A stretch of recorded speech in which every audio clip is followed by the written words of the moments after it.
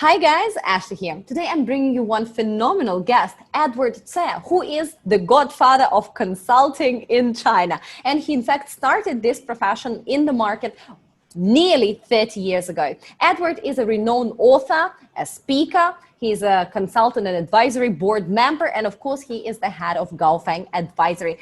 Edward, phenomenal to have you on the show. Thank you, Ashley. It's my pleasure.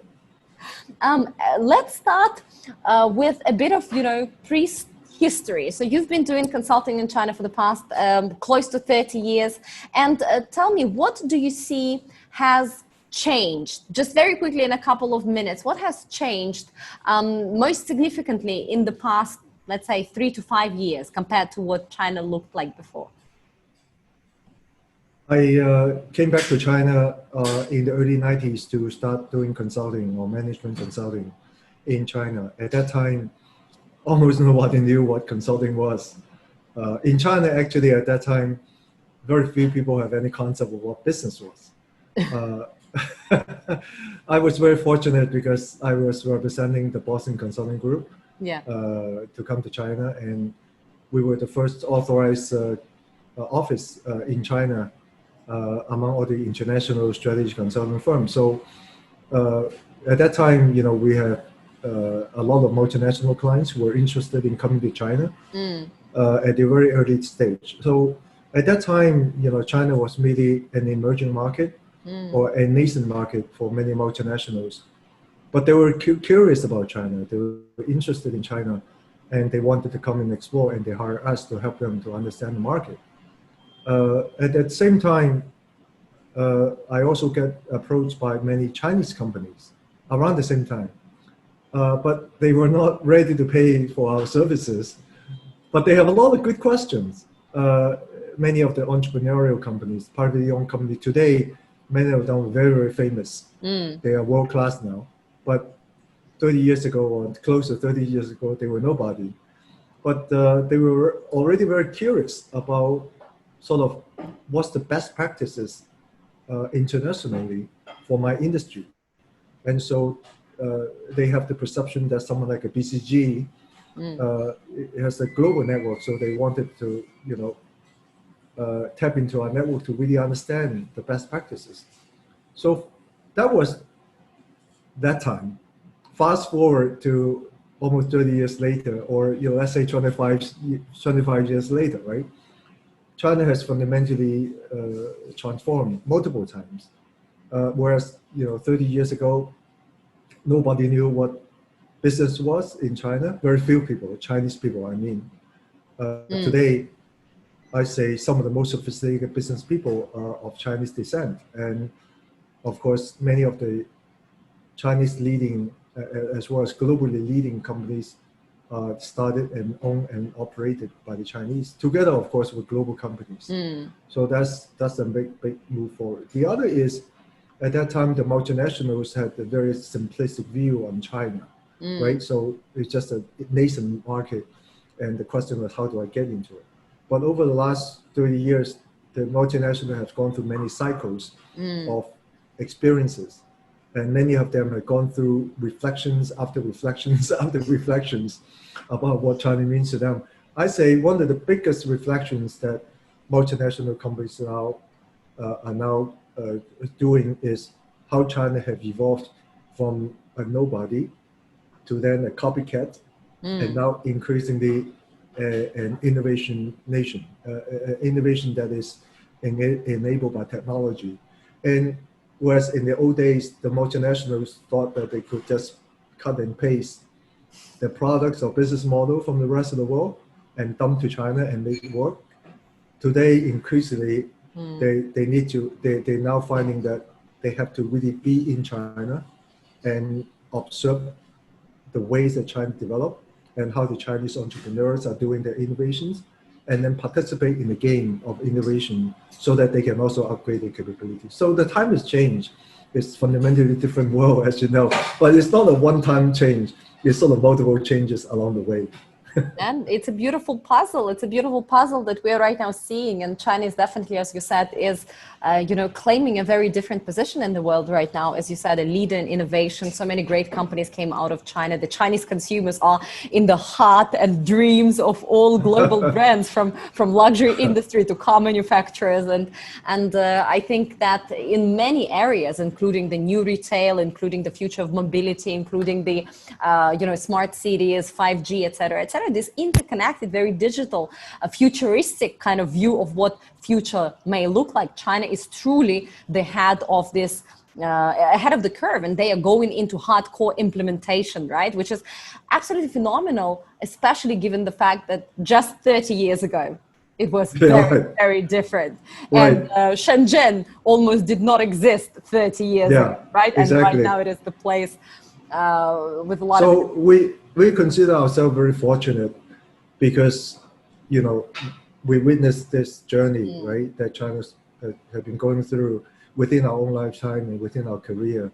And we also participated, still participating firsthand, right, in the experiences. So it's really very fortunate, I think, in our lifetime that we are witnessing this kind of incredible change.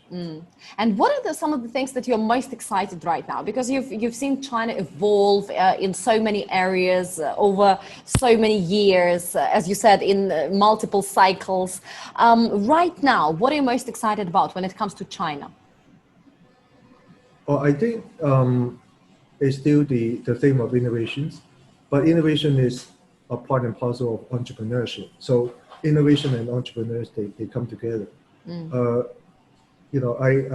have find entrepreneurship to blossom over the years, from nothing to now very vibrant.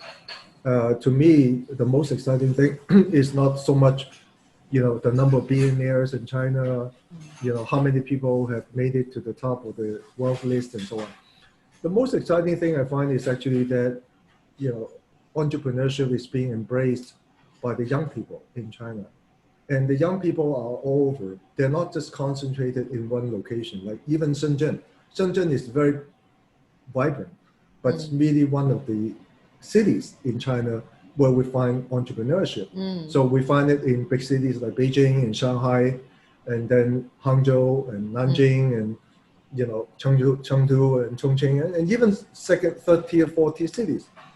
And I think that, to me, this is the most exciting thing, is that the entrepreneurial culture had been an ingrained part of the Chinese culture. And nobody, if a young person today said, I want to be an entrepreneur, I want to do a startup, and I want to give it a try, nobody will laugh at him or her, right? People will say, wow, this is good, give it a try. And also importantly is that, as we know, entrepreneurship is a low probability game, meaning only very, very small percentage of entrepreneurs who give it a try can eventually make it, right? So many people have gone through failures. But today's Chinese culture has given people the leeway to fail. If you fail, that's okay, because everybody's failed. So you can also fail, but you can also come back, right? It's coming back and give it a try, and multiple times, and at some point perhaps you made it. And so I think this is really, to me, it embodies the new culture of China, which to me is the most exciting, because it is that upward mobility, the upward desire to become better from the young people all over, is really driving a new China that we haven't seen before. Right? I absolutely agree with you that 5 years ago, it would be impossible for, let's say, being a mother of a 20-year-old child, and then your child tells you that, oh, mom, I'm going to be an entrepreneur. I think mom and dad would literally have a heart attack, and then they will lock you in your room and say, you're not coming out. You're only going to be a teacher, and you're going to be an engineer. You're going to go into finance. You're going to do, I don't know, law or whatever, because they put so much effort into getting you through school. They've literally, they want you to succeed, and they want you to have kind of a stable job, but also, you know, with potential to be very well paid. Nobody wanted you to be an entrepreneur. It would be a swear word that shall not be mentioned at the dinner table, right? But slowly and gradually, I think also with, of course, great examples, the people, the companies that made it, the national kind of pride movement that also supported that, you know what, we can do it. We are, you know, we have something to contribute to our community, to the world. But at the same time, I think the government has actually done a phenomenal job saying that, you know what, this is the direction where we're going. And entrepreneurship is good. Remember how they have these 5-year plans, and every time Xi Jinping or the other head of state talks about it, people actually count how many times he said a word innovation. Right.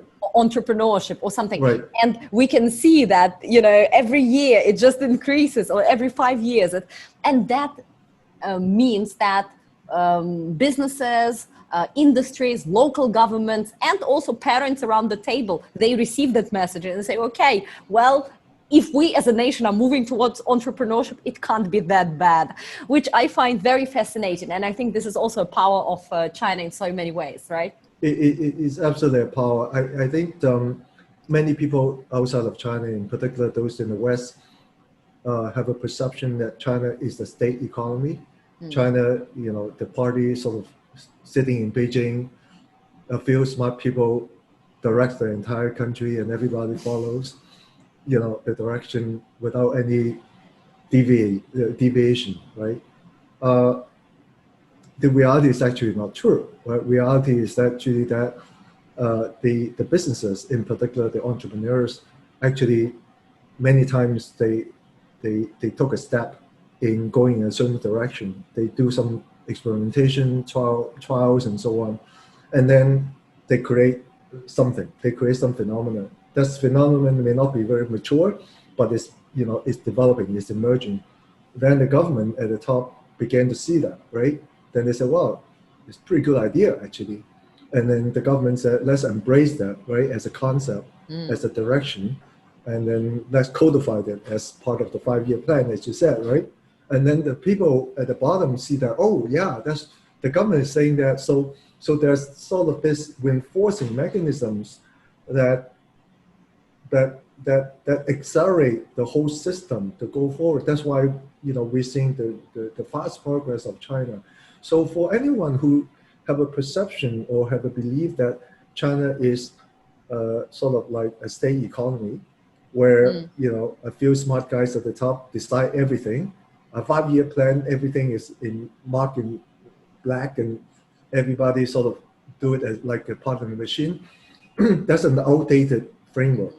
The reality is that the entrepreneurs at the bottom, at the grassroots level, not bottom, but the grassroots level are like ants, right? Like the small ants. They go around and but they see the honey and they go to the honey, right? And this incredible amount of ants going around, and everybody's trying to become a bigger ant, and so on. So I think this is the dynamism of China that actually is changing China, but is propelling China forward, that perhaps some parts of the West still don't quite understand, because they have a perception or sometimes an ideological blockage that they say, because it's called communism, therefore it is this way. But in reality, it's not. It is an evolving situation where, you know, I would say entrepreneurship and a lot of government involvement or direction by the government are sort of mixed together. They are reinforcing one another along the way. And I think that's a very powerful way to move a country forward.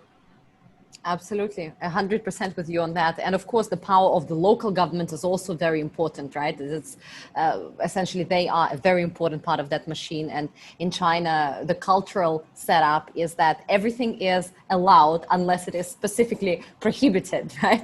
And that is why so much innovation can go out. And sometimes it can be kind of bizarre, and sometimes it's, you know, messy and whatever it is. But everything is allowed. This is the land of opportunity, unless it becomes specifically prohibited. pivoted. And that's when, like with live streaming, right? When everybody started live streaming, everybody started selling, and everybody but there were also a lot of scammers. So right now we are in the process of setting up the first in the world guidelines for what is and is not allowed when it comes to live streaming e-commerce, and that's a perfect example of what China is. And another thing that, as you were talking about the government and business kind of working together, I think it can be also brought down to the lower level, individual versus government, individual versus business. Very often in the rest of the world, when people tell you no towards something, you say, okay, that's a no. But in China, when you really want something, and I've seen it so many times with, business community that I'm a part of, people come and say, hey, we want this done. And the government or whoever else says no. And then you say, okay, that's a no, but how can this be made possible? So you just ask a better question. So how can it be done? I still want to arrive at this outcome. How can I get there? And then together they find a way, not in all cases, but very, very often. And this is the beauty of it. Let's move on a bit closer to today. Obviously, this year has been marked COVID-19, horror. Some people are saying that this is literally the most stressful time in their lives, etc. But China has gone through it rather early in the year, and right now is obviously on the way to the fastest recovery. And many sectors are already fully recovered, others not quite. What is your take when it comes to COVID-19? What has changed when it comes to consumers, when it comes to the market, when it comes to businesses, that we all need to know? Yeah, there's some profound changes already. But by the way, as you know, China was, unfortunately, Wuhan was the center of the initial breakout outbreak of the pandemic, but China was able to sort of arrest the pandemic probably earlier than most other countries in the world, and now China is in the process of recovering from the depression of the caused by the pandemic, and now a lot of economic activities are now in a rebound mode, right? Along the way, we've seen quite a number of fundamental changes in how people and businesses are interacting. The kind of business tools or business platforms that people use. Clearly, more people are getting online, as we know, right? So, like the platform now we're using, it's become very popular, and there are Chinese versions of that, of course, a few Chinese versions of that, and but before that, the Chinese consumers are already very used to doing things online, like e-commerce and so on. But the pandemic actually have accelerated and expanded that to not only on online shopping, but also online communication, remote working, and remote education, and all that kind of stuff. Right? I think that's clearly. The other area where we're seeing a lot of changes in China is in the area of health, big health, or in general, how health is being diagnosed and delivered, right? So again, even before the pandemic, the Chinese were already gravitating towards using more online to deliver health services. But because of the pandemic, that is being broadened and accelerated, as you know. And it's accelerating not only within the core health services like hospital services and so on, but also beyond, like adjacency, like to the elderly homes, right? Providing online, offline, and online combination of services. So we're seeing a lot of changes. The other areas is robotics and automation, right? Where the pandemic sort of incentivizes people to reduce the human-to-human interactions, and we like to see more machine-to-human or machine-to-machine interaction. So robotics and automation will become even more a part of the Chinese industrial development. Finally, but certainly not least, is how the Chinese is stepping up on investing into the smart infrastructure, digital infrastructure, and also the next generation smart cities. The smart cities, China has been building smart cities over the years, but this pandemic also have heightened the need for the Chinese government to really broaden the smart cities role from purely sort of functional applications to more of horizontal sort of public health or public agenda management kind of purpose. So we are beginning to see much more investment going into more smart city and smart infrastructure developments in China. So those are the major threats. There are others as well, but I say those are the major threats that we're seeing. What about the consumers? People on the ground, obviously they've also went through a couple of changes, right? At first initial panic and then obviously lockdown, which was really, I think, both emotionally and economically very hard for a lot of people. A lot of people lost their jobs, especially in, lower tier cities, grassroots professions, etc. And then there was basically this kind of party time, we're getting over it, and then the second wave, and people like, oh my God, this is never gonna, go away, and we need to reinvent everything from work process to education to blah, blah, blah. What do you feel right now when it comes to consumers, specifically people that are essentially voting with their dollars for everyday products, that are voting with their dollars for the future, right? Positivity, how positive, and what is their sentiment, how positive they are about the future, and how much do they want to reward themselves or protect themselves, again, voting with their dollar. What is your take? Has things changed? What has changed and how? Yeah, as I mentioned, China is in the process of economic recovery.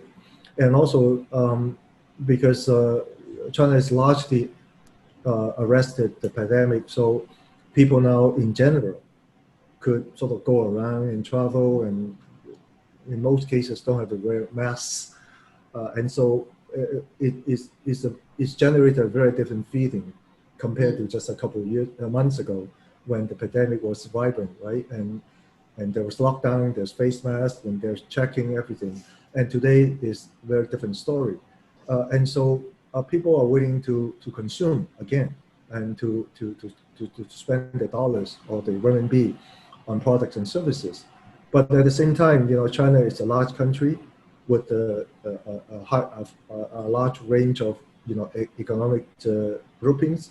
And so, as always, the people who are more well-off, who are at the upper end of the market, they are more discretionary income. They're more willing to spend on bigger ticket items, whereas the lower tier cities or the lower income people are probably a little bit more careful, right? So we're also seeing that, while the average is that the economic recovery is happening, what we're seeing is that the upper end of the consumer class is spending more than the lower end of the consumer class. But the whole curve is moving. It's just there's a distribution on the patterns of consumption.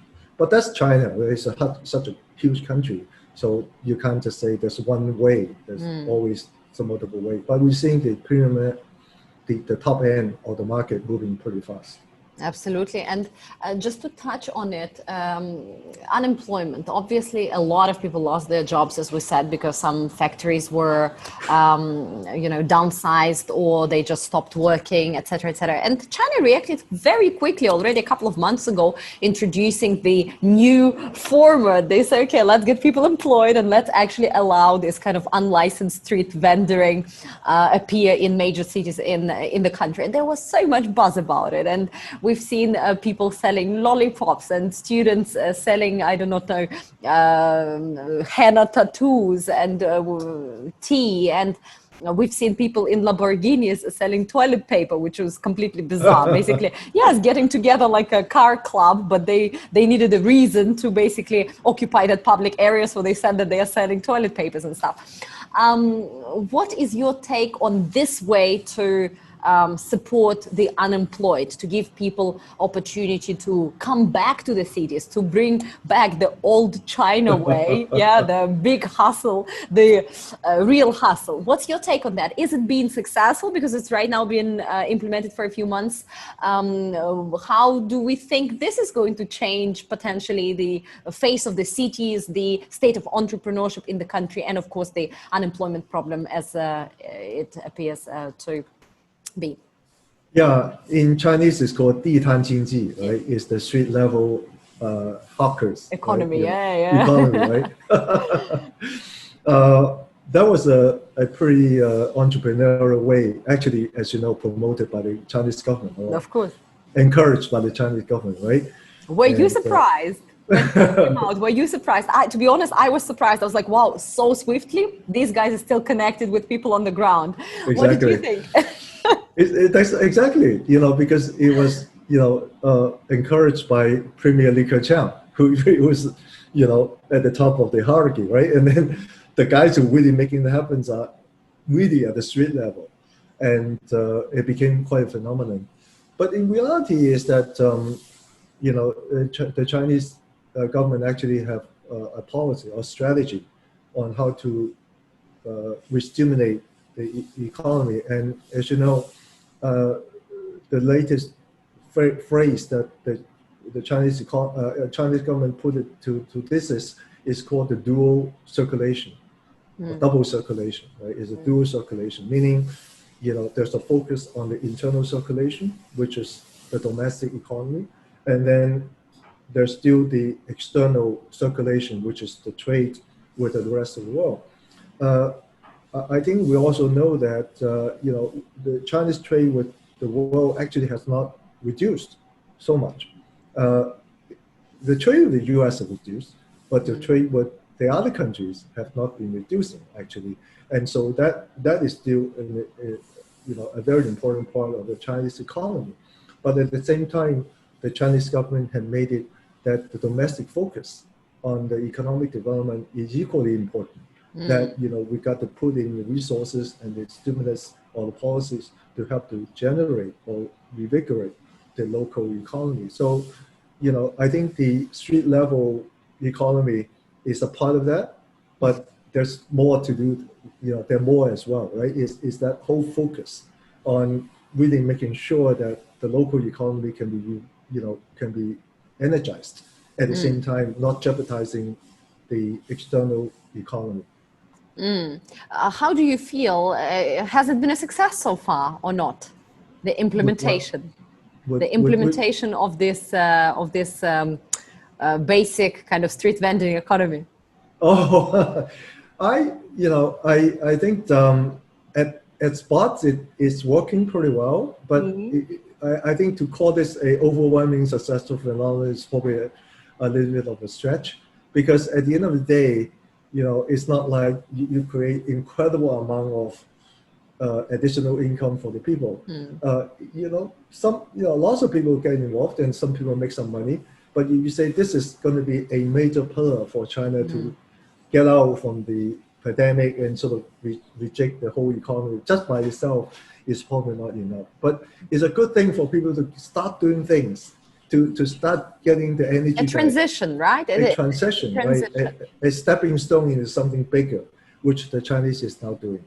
And I agree with you completely. Remember those couple of months ago when the policy was just announced, and those little minivans that you can basically open up and sell from, they literally sold out like hot pancakes. Exactly. Everybody was getting themselves, and there were like shops, there were hair salons inside those little vans, there were hot pot restaurants, all the crazy micro businesses that you couldn't have imagined could have wheels and be presented on the streets. But all that kind of picked up, and I believe that this was a great way to help people through this transition, but definitely not something that will alone somehow pull China out of all that. But it's a good thing to do. It's a good thing to do.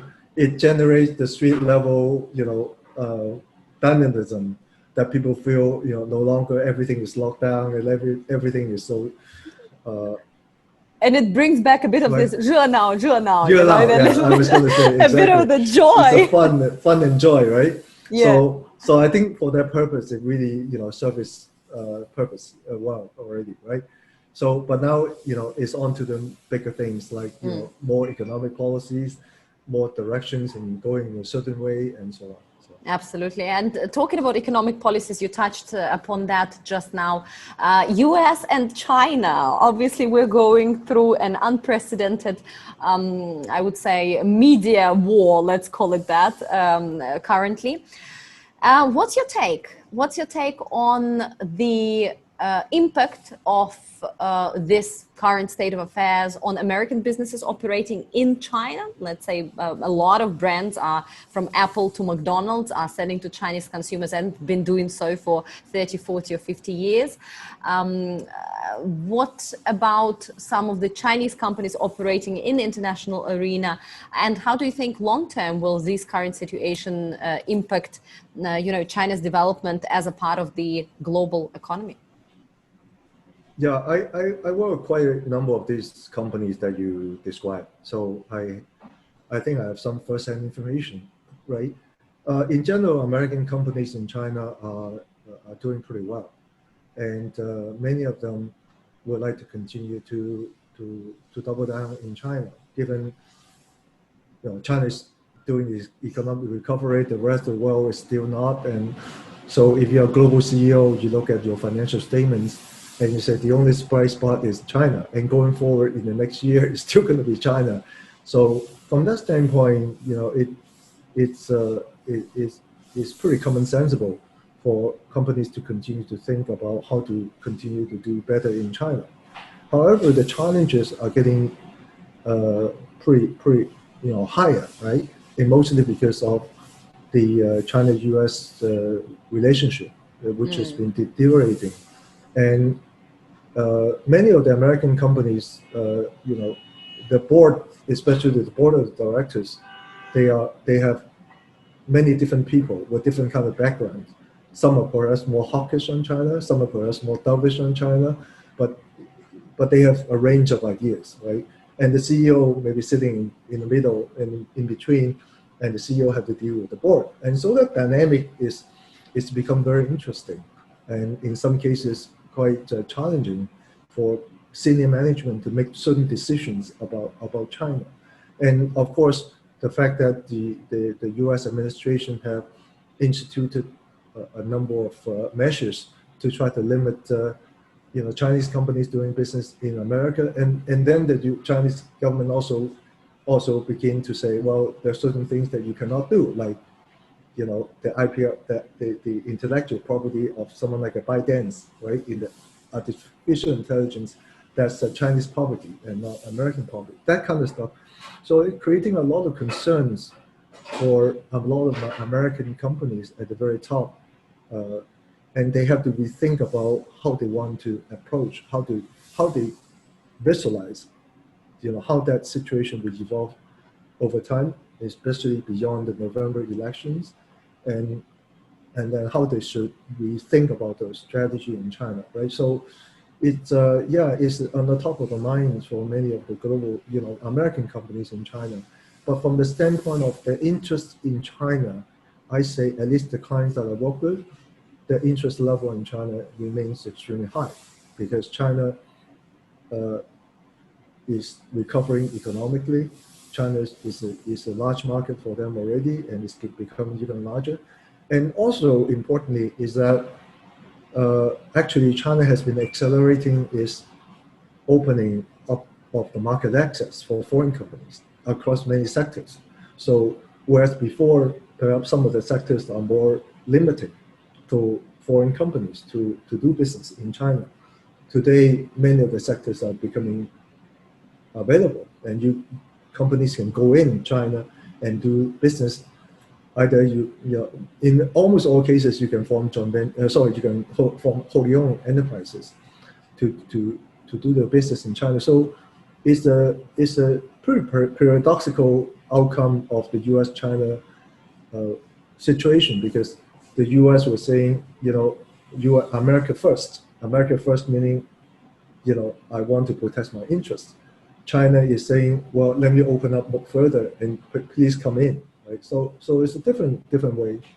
With respect to Chinese companies, especially those who have international aspirations, I say that the U.S.-China relationship, especially the recent episode with TikTok and WeChat, and earlier with Huawei, still with Huawei, right, have really given many of the Chinese companies a big shock about how to think about so-called overseas expansion, or globalization.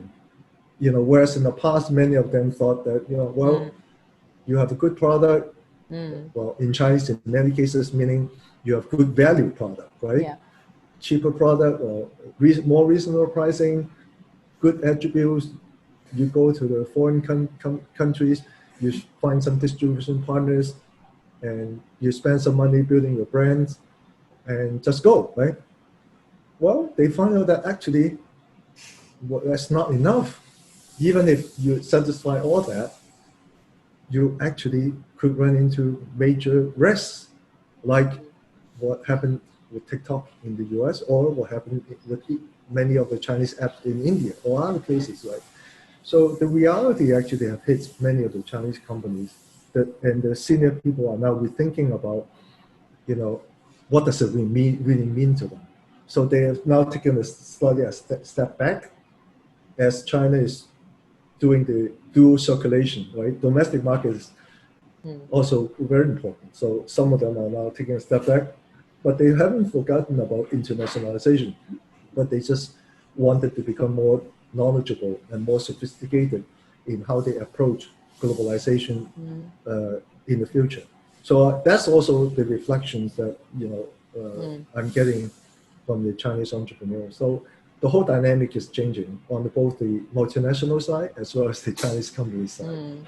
Absolutely. This is a very interesting play to watch right now. And I absolutely agree with you that a lot of Chinese companies are truly rethinking their globalization strategy. And from what I feel, many are looking at friendlier bubble. So there are, like there is this travel bubble where that somebody has 0 COVID cases and then you can travel amongst each other. So there's also this kind of friendly bubble of countries, some in Southeast Asia, some in Latin America, some in African continent, and they look at these and say, okay, well, this might be the first step of our international expansion. And there are countries somewhere in the middle, and then there are a few countries that are less welcoming at this particular moment, and we probably need to delay it and do international expansion and in various stages, which is very, very new. I would say previously many Chinese companies were really looking at, okay, where is the biggest opportunity, right? Where is the most money to be made? Because we need to agree with that. Chinese entrepreneurs and people in general are very pragmatic, right? They want to make sure that at the end of the day, there is benefit in it, which is great. But yeah, right now it's changing. And in terms of American companies, I also feel that, there's challenges. I've even heard, I spoke with a friend of mine and heard a comment saying that some American, let's say politicians or even entrepreneurs or even companies, they are being a little bit lured into that way of thinking that doing business with China is unpatriotic because of the current, let's say, political setup. But we are all waiting to November and see what's going to be changing there with the potential change of administration in the United States. What do you feel is going to be happening in China next year? We still have half a year for 2020, and probably it's going to be marked by recovery. And as you said, all these trends in expanding some of the technology, power play, US, China before the elections. But then 2021, how do you see that year for China and the world?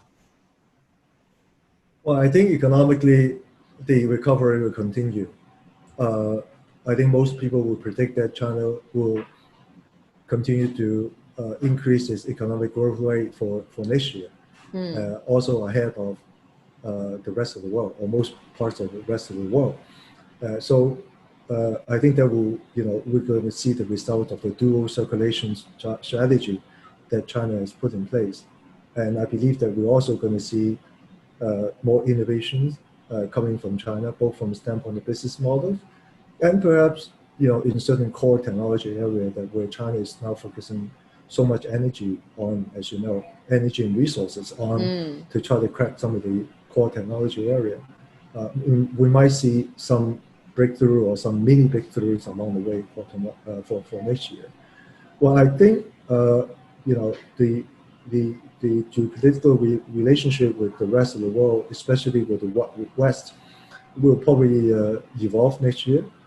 Also, as you mentioned, it's largely going to be dependent on the result of the U.S. presidential election in November, and that will drive much of how China is going to react and how China is going to play the geopolitical game for next year. But in my view, no matter what's going to happen, there will be an emergence of more recognition that we can't just continue to do the tit for tat kind of sort of relationship, right? And while some tit for tat may continue to go on, I think that China and the rest of the world will begin to look at more rational solutions to address some of the issues, which will include, in my view, in almost all cases, sort of global solutions. Global, especially establishing or re-establishing global governance on key topics. Let's take data as an example, right? So data security issues, who owns what data, who can share what data with whom, that's a big problem. And that kind of problem cannot be solved by just simply tit for tat, right? And cannot be solved by one country, no matter how strong that country is. It has to be solved by certain global governance and global approaches. So, I personally believe that there's a limit to sort of tit for tat. At some point, people will recognize that we are so interconnected, despite perhaps some perceived differences, but actually we're so interconnected that it's better for us to come along and try to address the issues on a more holistic basis than to simply to just to do the fighting.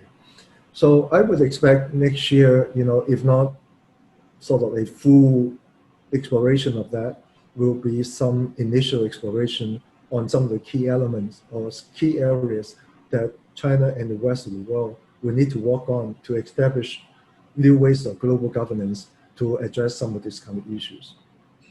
And this is a beautiful way to bring this interview home. Guys, stay tuned for more experts to come, and we will continue talking about digital China in 2020 and 2021.